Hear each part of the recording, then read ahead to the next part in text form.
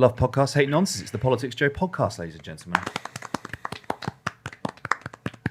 All together now. Happy birthday to you. I really don't like that. Happy birthday to you.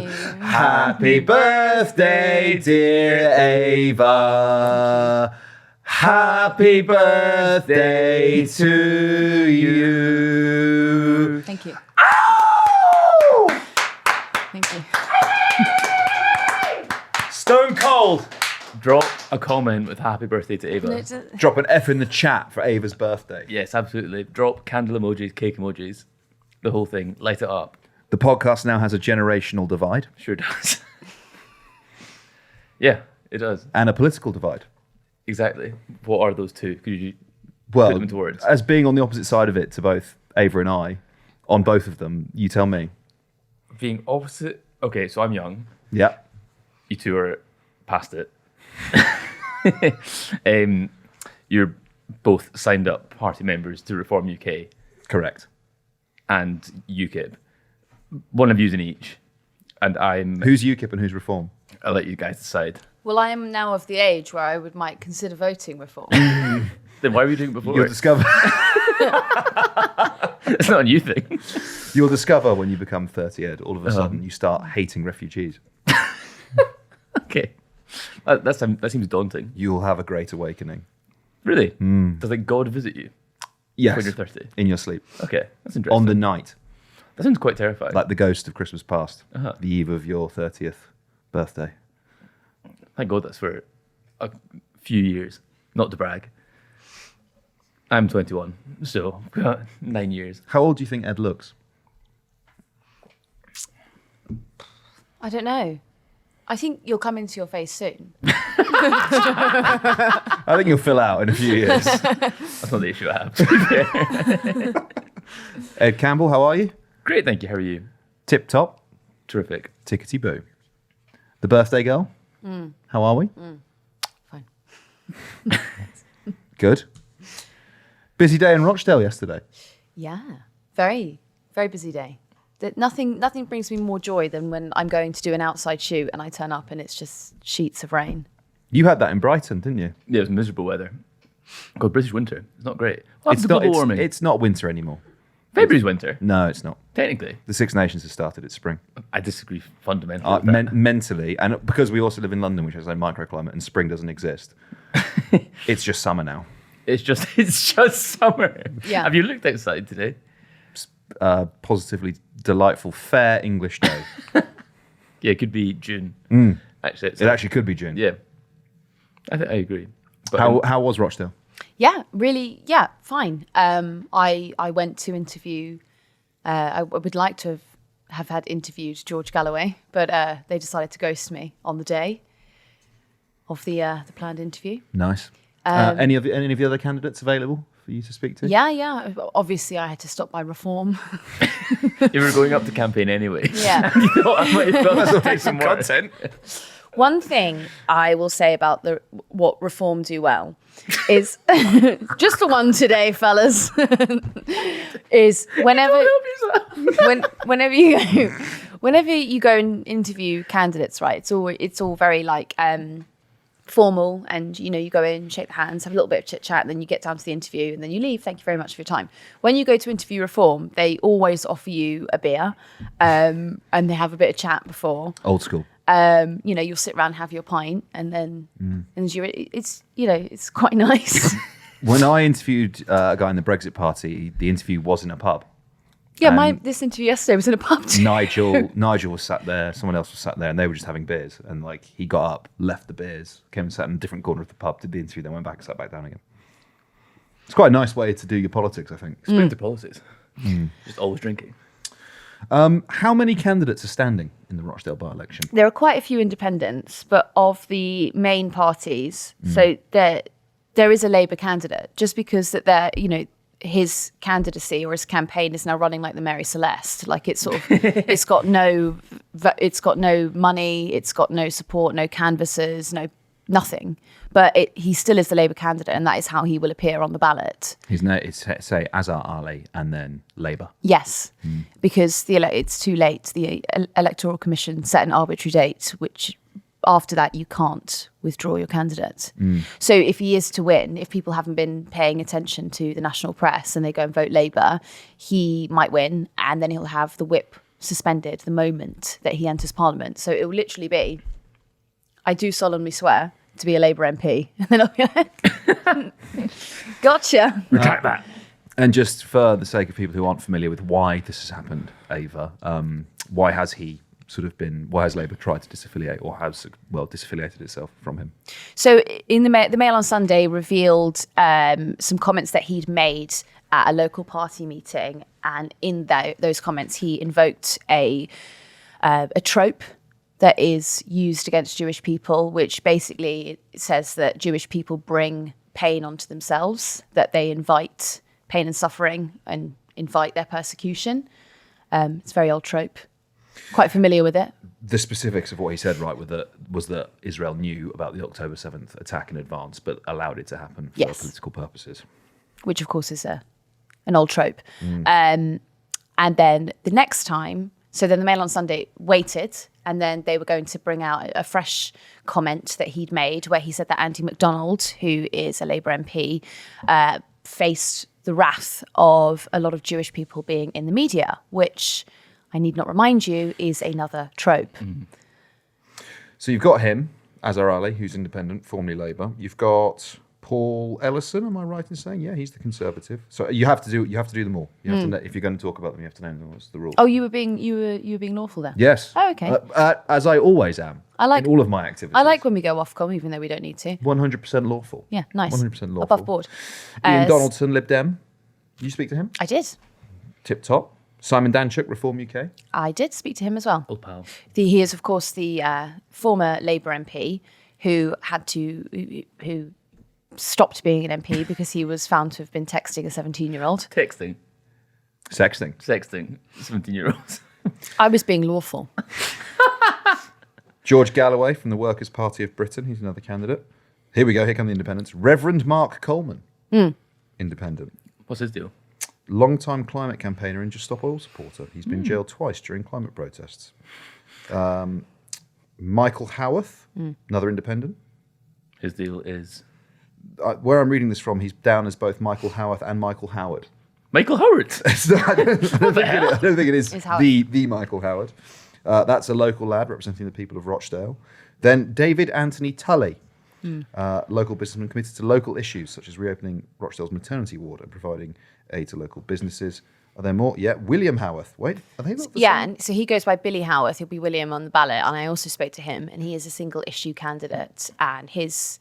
is he related to Michael Howarth? No, they're just quite uncommon. Just a couple of Howarths on there. Yeah, okay, sure. And what's the ticket he's standing on? The Rochdale grooming gangs. So what he is a long-standing. He's a campaigner, and he's worked with a lot of charities in the area to lift the lid on the Rochdale grooming gangs and that appalling scandal that took place there for years and years. I mean, decades, and some say that it's still going on now. And he's fighting on a single ticket issue, which is basically to bring people to accountability. Guy Otten from the Green Party, and then Raven Rodent Subordinate of the official Monster Raving Loony Party. Is that different from the Monster Raving Loony Party? Is this like a split? I feel like they probably splitters. I feel like they probably have just put official in front of it because of all the imitators. Yeah, because makes sense. They're funny. Can't move for them. Yeah, they are fun. You said they were funny. They are funny. Having spent time with them at by-election counts, they are peculiar people. Good value. Yeah, I made a video for Joe years ago where I tried to. It was like nothing's going on at the by-election, which I'll try and join the Monster Raving Loony Party. So they lent me their clothes and props and stuff, and try to come up with a name for me and that sort of thing. That sounds quite fun. It was a good way to kill a couple hours at a by-election in mid Wales.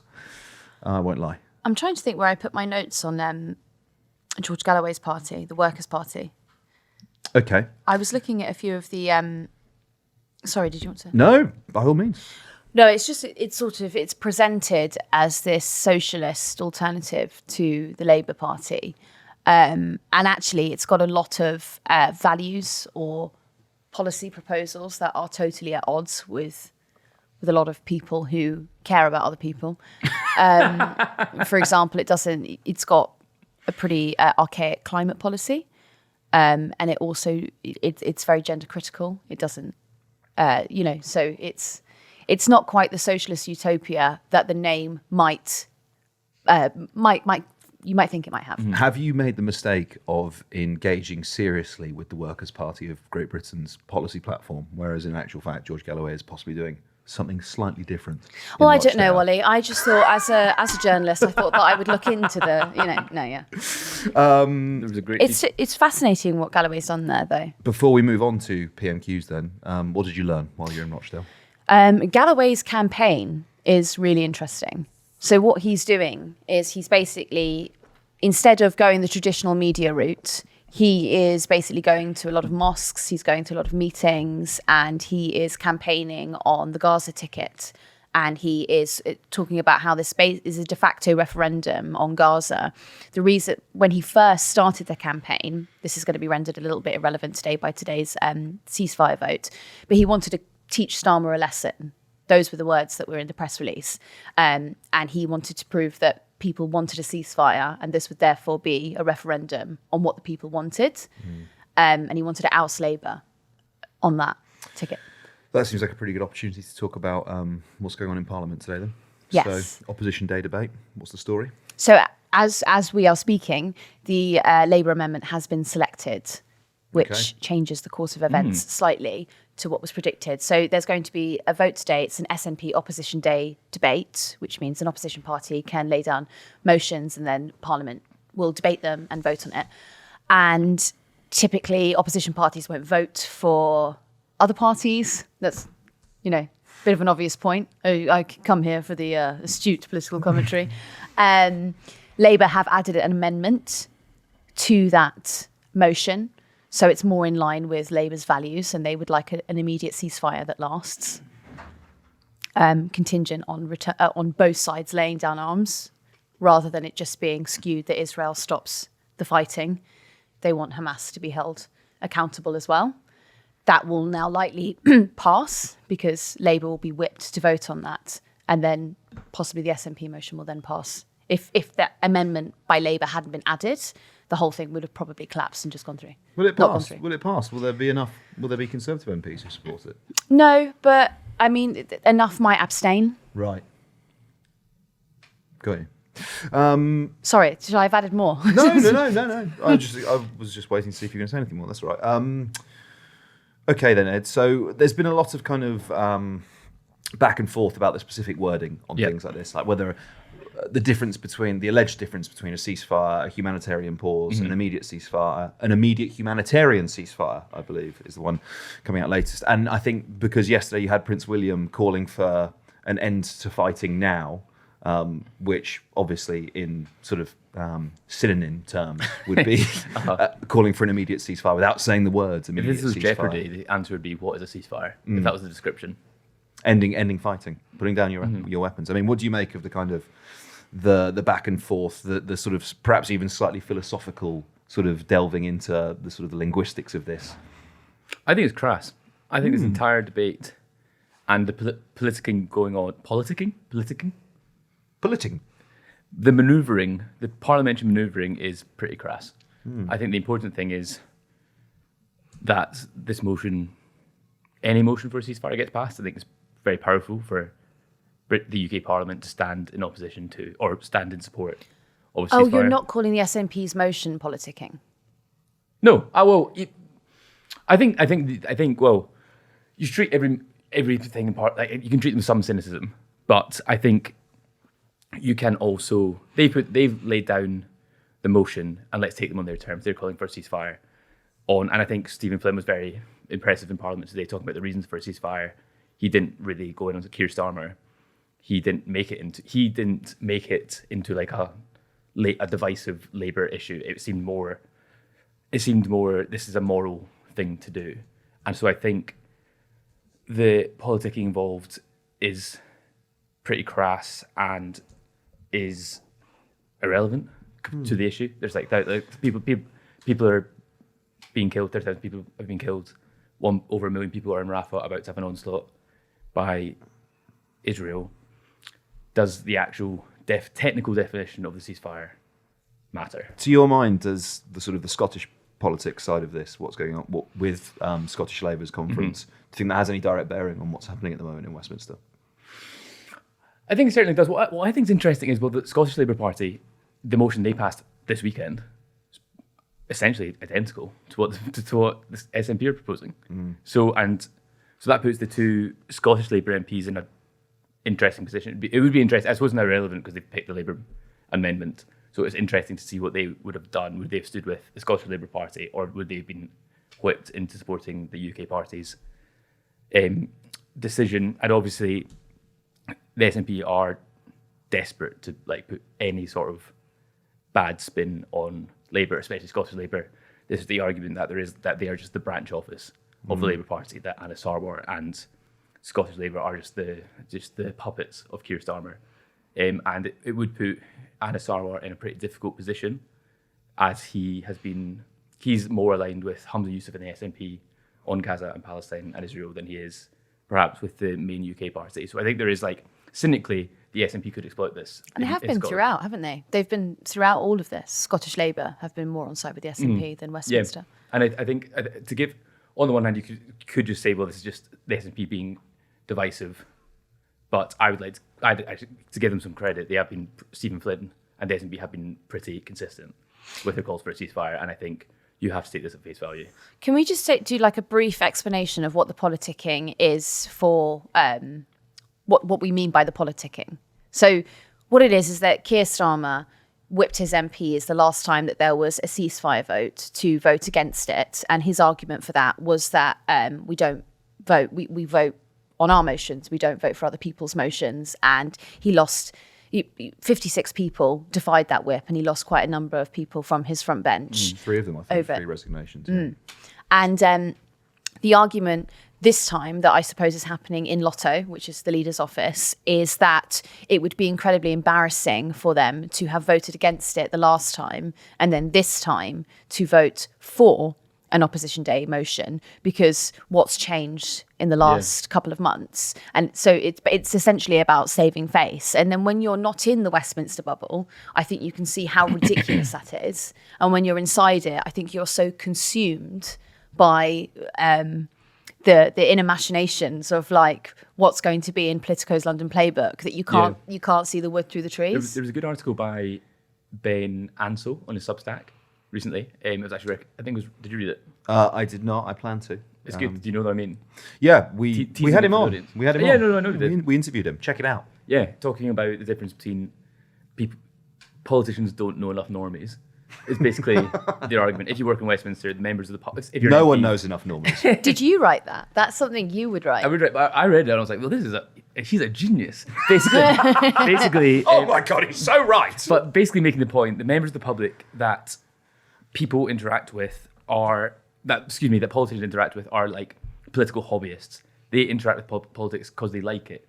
People used to think that people got involved with local politics and stuff out of a sense of duty, but there's a new field of study. There's a new idea that these people do it as a hobby almost. And what matters to political hobbyists is completely at odds with normies. And Ben Ansell uses the word normies.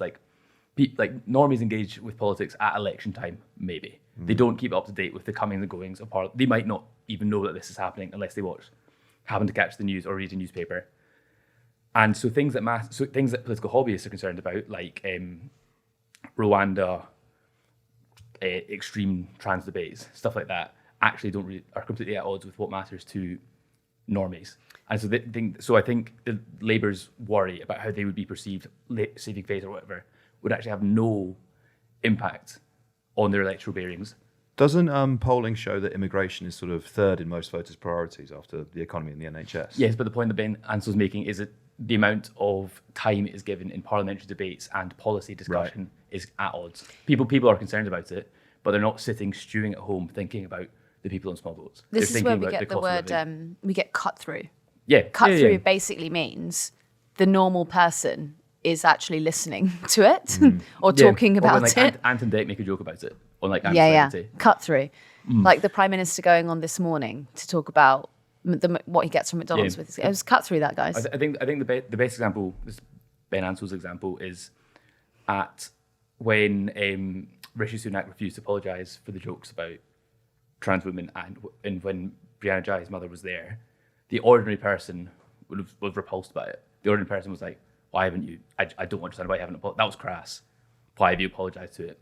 But to people who only engage with political hobbyists, that's who that was for.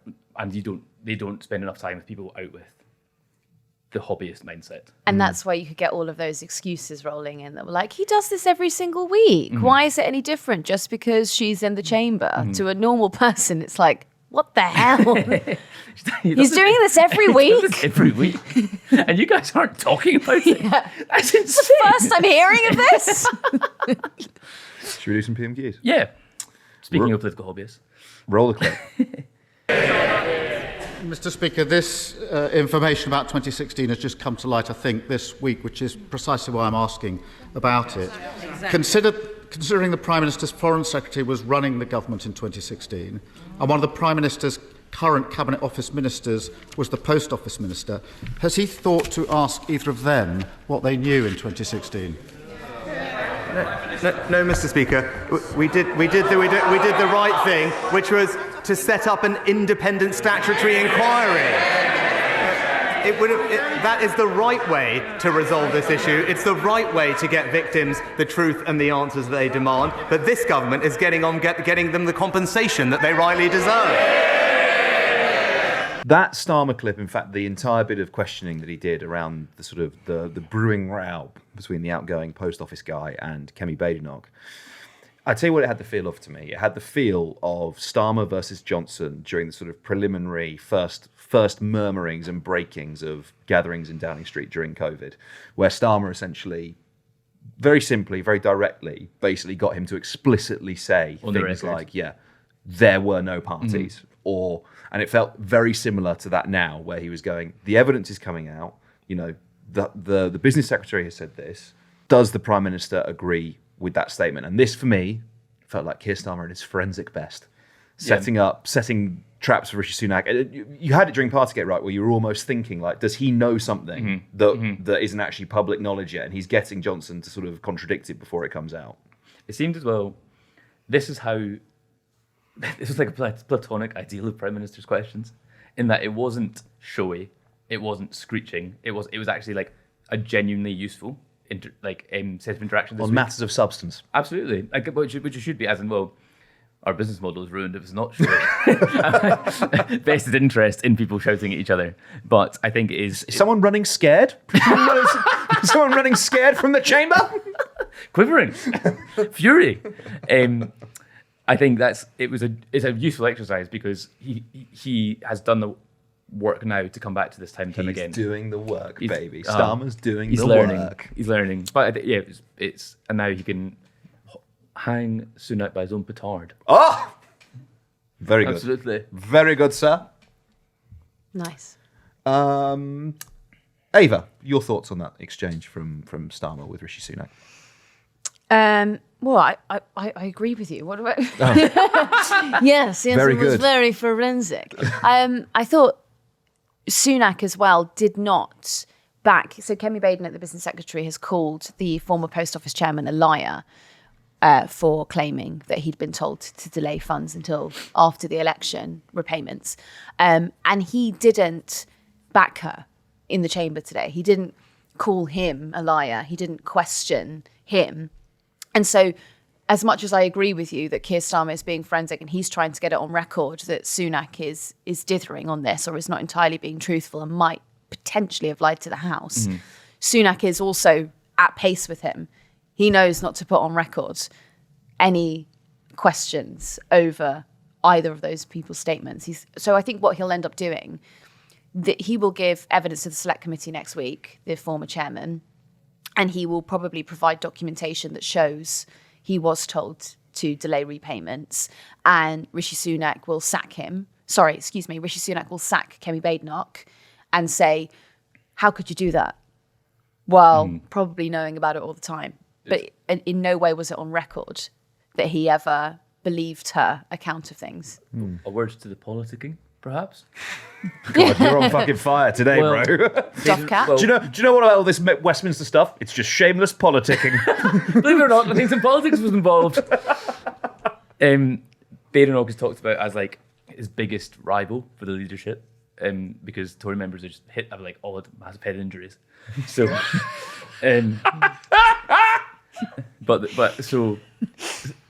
Sunak has given himself the space in the room to potentially park one of his rivals. Do you remember that? Park. Do you remember Part that? one of his rivals. Park, yeah, like you're out. Bay Park? Someone's passed a driving test recently. Very much Did so. we talk about that?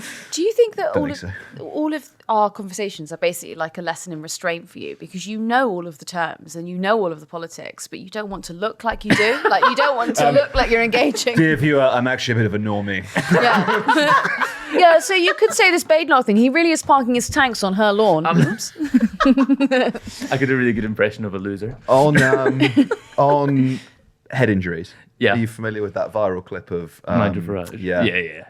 That my comment was massively inspired by that. Yeah. It was I was a Remainer. I loved the EU, and then something happened to me, Nigel, and my worldview changed forever. And Nigel goes, and what was that? I was kicked in the head by a horse. Okay, thank you. Very good. We were in the I was in the newsroom while that was going on. Unreal. Sick. What was the vibe? What was the vibe in the main room? Appalling.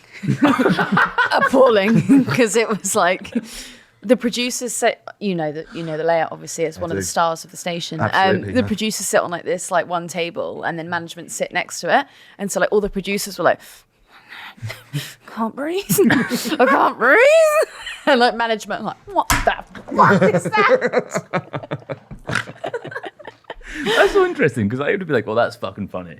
That's just still funny. But when he's your guy, it's not funny. You're like, he is our guy. Yeah, I suppose. But yeah, I think generally speaking, best way to blow off something like that is to just fucking laugh. Yeah. I think I very lost good. oxygen You to got my me. brain. I actually think I did, because I was sitting there like, What happened? I blacked out. I didn't put that collar through. well, I didn't know that I was was gonna in the happen. studio. It's not. Yeah, it wasn't suiting me. Ed, you mentioned Stephen Flynn earlier on in his contribution. Should we have a little listen to that? Yes. Roll the clip. Stephen Flynn, SNP leader. Thank you, Mr. Speaker. May I begin by echoing the sentiments of the Prime Minister and the Leader of the Opposition in relation to the heroic bravery of Alexei Navalny. We all must continue to be united in our opposition to Vladimir Putin. Mr. Speaker, as it stands, some 60% of the buildings in Gaza are either damaged or destroyed. Much of the farmland is in ruin. Some 30,000 people are dead, 70,000 injured, and 1.4 million people are currently sheltering in Rafah, awaiting an imminent Israeli onslaught. Surely the Prime Minister must accept that that does not amount to self-defence.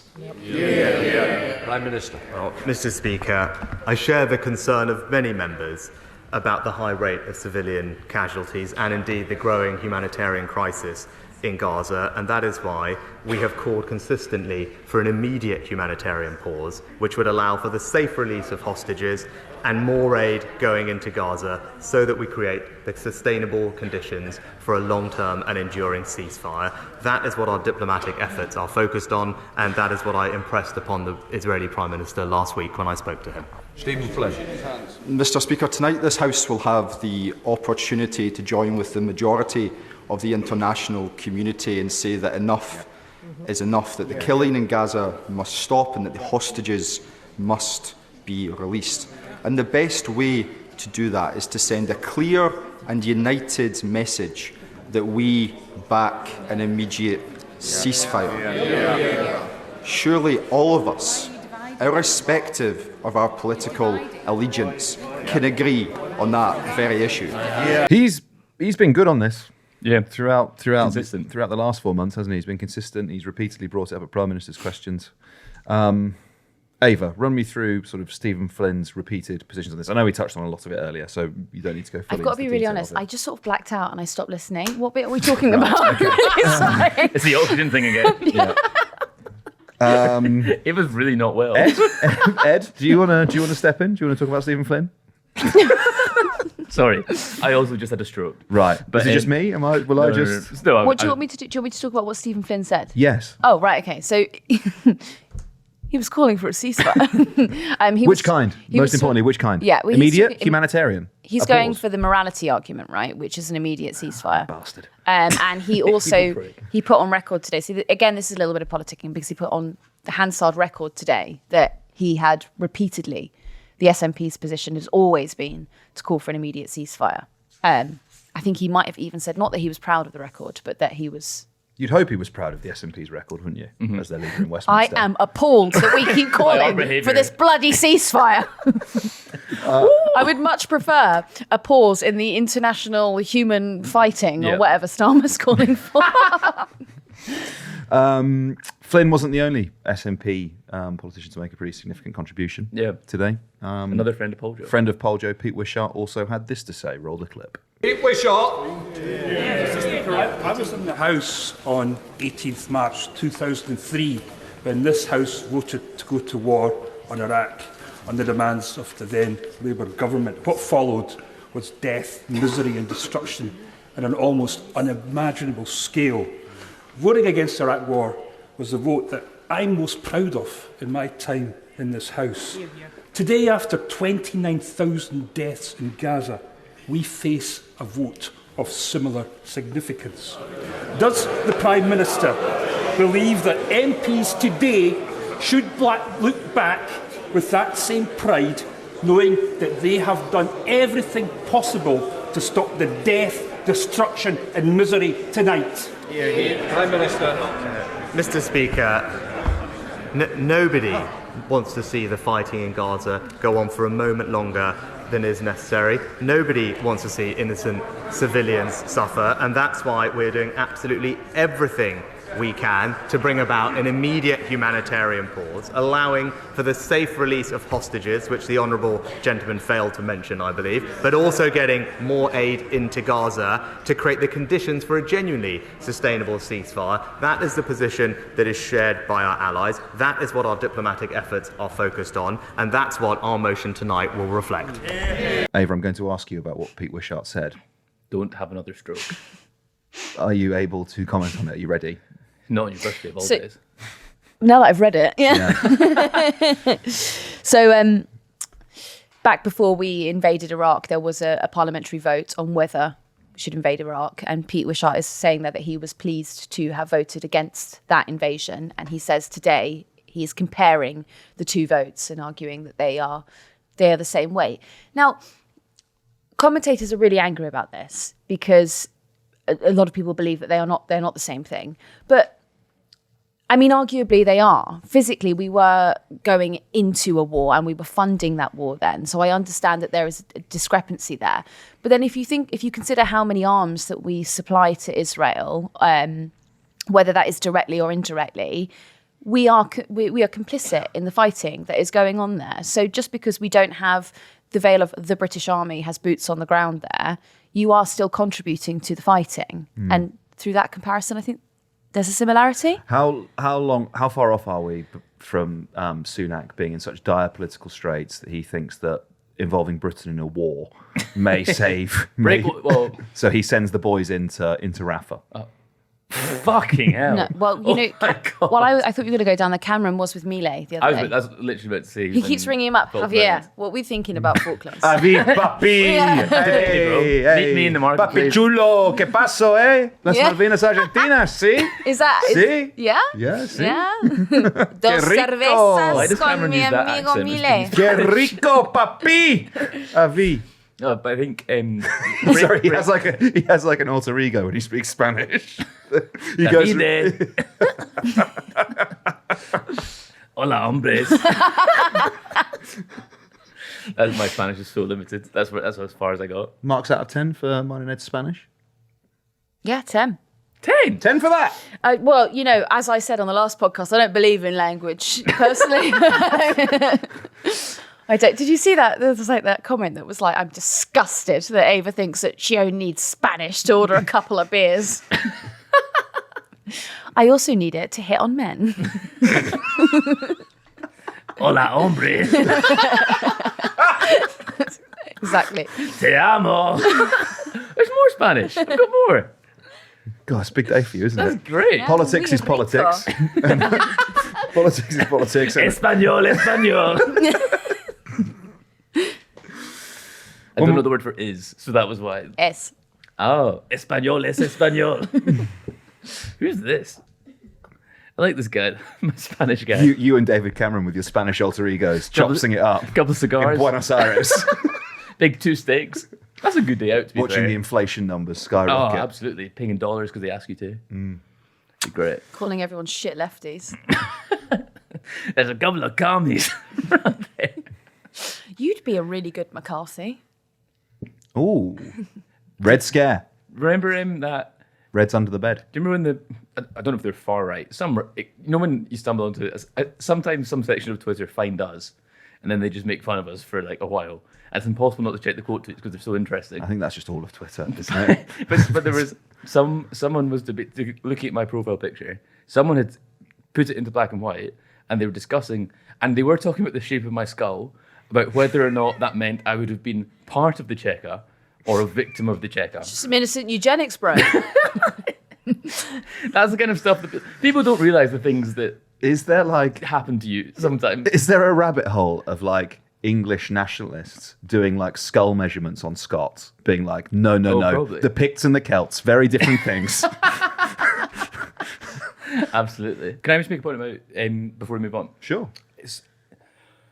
If we're the outlier in this, or the political leadership in Britain are the outlier, there's wide international support for a ceasefire, and it's just the party leadership in Britain that seems to be holding on to this and refusing to acknowledge that and refusing to support it. And the Americans. And the Americans, sorry, excuse me, but yes. But you've also got a lot of people as well. Like it's one of those things where, we keep talking about how the UK media and the UK politicians are so out of touch with what the electorate actually are talking about. And the electorate are talking about a ceasefire every single day. So that's 68% public support for It's it. huge. Yeah. Another clip. Yeah. A little bit of Ben Bradshaw. Roll the clip. In December, the Cabinet Minister for Equalities told this House that she had engaged, and I quote, extensively with LGBT organisations since her appointment 18 months ago. A Freedom of Information answer published this week reveals that, in fact, the Minister hasn't met a single LGBT organisation, but has met 2 fringe groups that actively campaign against transgender rights. What is the problem the Prime Minister and a section of his party have with trans people, and his Equalities Minister has with the truth? Well, Mr. Speaker, as I've always said, first of all, this government has a proud track record of supporting those in the LGBT community and will continue to do so. And I've also always said that those who are questioning their gender and identity should be treated with the utmost dignity and compassion and sensitivity as they consider those questions. But it is completely reasonable, alongside that, to highlight the importance of biological sex when it comes to those questions. Nobody should be stigmatised or demonised for pointing out that fact. Ava, what did Ben Bradshaw have to say?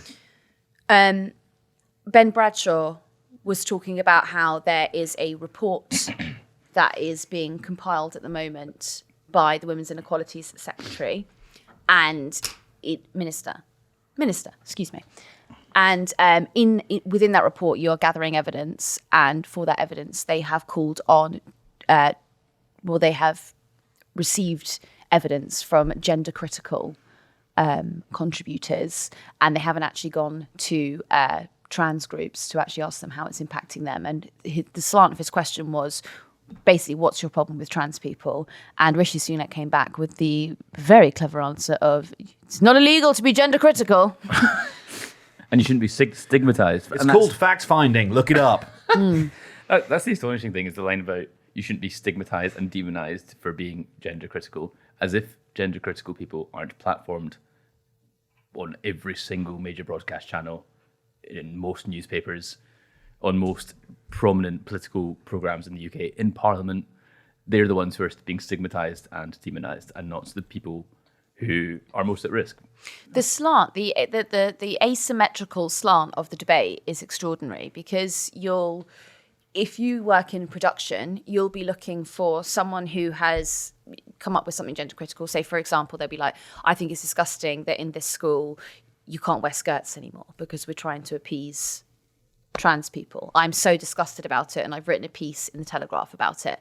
The producer, to balance that argument, will go and find a trans person to defend that argument.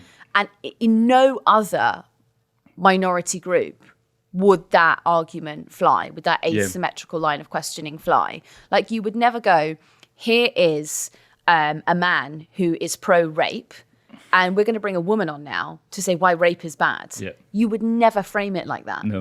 But for some reason in this argument, it's acceptable. Amen. Oh, okay. It's shocking and grim and gross. Who would have thought that a Prime Minister who's okay making jokes about trans people as the mother of a murdered trans woman sits in the public gallery of the House of Commons would be okay with this sort of thing happening? Yeah. Is that rhetorical, or would you like an answer in that? I'd like an amen. Amen. Shall I give you a couple of names of who would find that acceptable? Thank you very much for listening to the Politics Joe podcast. We will see you on the next one. Bye. Bye. Happy birthday, Ava.